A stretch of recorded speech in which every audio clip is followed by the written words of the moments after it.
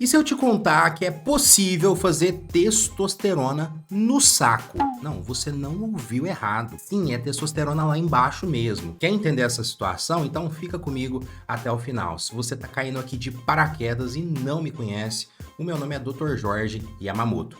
Além de médico, eu ensino médicos a tratarem pacientes que usam esteroides. Então, se você não está inscrito aqui, se inscreva imediatamente, porque tem assunto aqui até falar chega para poder te ajudar. Vamos falar a respeito de testosterona no saco, que sim, é uma forma de repor testosterona. Já vou te adiantar, não é a mais indicada, mas é possível sim a gente fazer esse tipo de testosterona. Antes da gente falar a respeito desse tipo de reposição, eu vou ter que fatalmente falar a respeito de testosterona baixa. Para complementar mais ainda esse assunto, eu até vou deixar aqui linkado um vídeo onde eu expliquei muito a respeito dos sinais, né, que você pode estar observando ou sentindo que você tem que desconfiar de testosterona baixa. Mas quando uma pessoa, principalmente um homem, né, já que a gente está falando de testosterona no saco, tem toda uma sintomatologia relacionada à testosterona baixa e ele procura um médico, o médico faz esse diagnóstico de deficiência de testosterona, esse homem ele deve ser tratado. Quando nós decidimos que o tratamento tem que ser uma reposição de testosterona, nós temos que entender que existem várias formas de se fazer testosterona. Mas pensando nas diversas formas de se fazer a administração de testosterona, nós temos que entender que cada forma tem o seu pró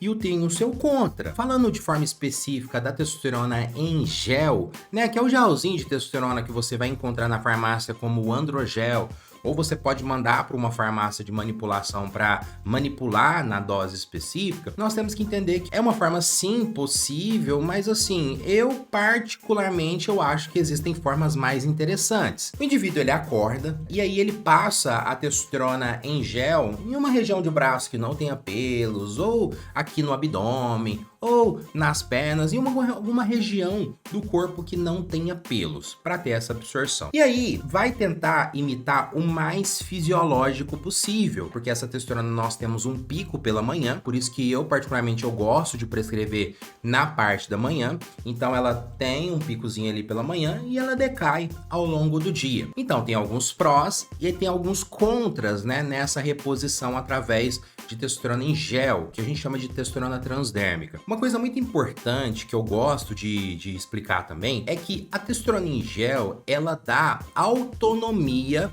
para a pessoa em relação ao tratamento, além do que ela dá responsabilidade para a pessoa que está fazendo o seu uso no seu tratamento. Porque é o seguinte, isso é muito importante. Muitos pacientes, eles jogam toda a responsabilidade para o médico da sua melhoria. Agora, imagina quando é uma coparticipação nesse resultado. Poxa, eu tenho que usar direitinho, senão eu não melhoro. Então ele tem um compromisso maior. E isso é extremamente positivo num tratamento. A testosterona em gel também, de certa forma, a gente tem uma possibilidade de fazer ajustes na sua dose. Vamos supor que sobe demais. Poxa, eu posso ajustar, eu posso falar para a pessoa passar menos. Então eu consigo fazer ajustes. E eu dou autonomia. Eu falo, cara, utiliza a testosterona em gel, então ele consegue, né, fazer sem precisar de outra pessoa, ir na farmácia se aplicar ou ir num consultório médico para fazer um implante hormonal. Então existem esses prós, existem alguns contras também. Testosterona em gel, ela é uma testosterona que quando é administrada, né, o veículo através de reposição hormonal, tem sim uma passagem interpessoal, né? Então tem uma transferência. Então por isso que a pessoa ao fazer a testosterona ou qualquer outra reposição hormonal através da via transdérmica, não pode, né, abraçar outras pessoas, pelo menos nos primeiros momentos, animal, bebê, então não pode fazer isso porque tem a possibilidade de passar. Outra coisa também, a testosterona transdérmica, ela é uma testosterona que tem, né, sua dificuldade na absorção. Claro, peles diferentes terão absorções diferentes, então pode ser que na melhor das intenções, o indivíduo está fazendo na dose mais correta possível, só que ele não tem uma melhoria. Por quê? Porque existem essas limitações. A testosterona transdérmica também, ela tem alguns contras que existem pessoas que vão ter muita irritação cutânea. E aí que eu quero chegar. É possível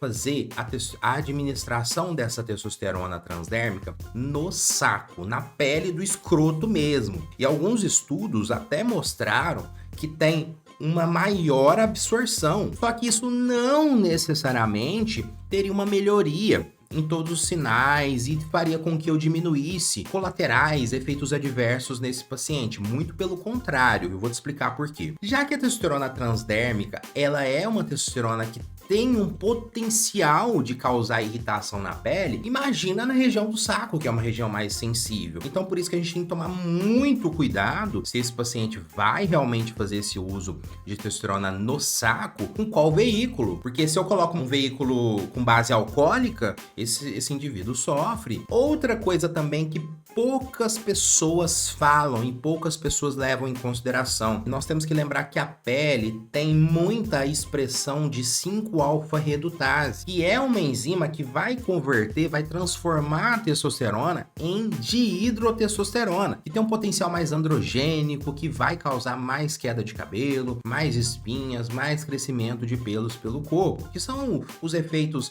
masculinizantes, virilizantes, ok? Quando nós passamos a testosterona no saco, tem ainda mais conversão, mais expressão de 5-alfa-redutase e mais conversão em DHT. Então, ainda que teria mais absorção de testosterona, você teria o potencial de ter mais ainda de hidrotestosterona e isso te causar efeitos adversos. Outra coisa que temos que levar em consideração, qual cueca que esse indivíduo ele tá usando, né? Porque isso poderia comprometer a sua absorção, sujar a cueca ou perder a absorção, isso pode acontecer. Tudo isso faz com que, particularmente, ainda que tenha essa possibilidade de que a testosterona no saco teria mais absorção de testosterona, na prática, se a gente considerar esses fatores, né, contra esse uso da testosterona no saco, na minha prática, na minha opinião, não vai valer a pena essa administração. Então, de qualquer forma,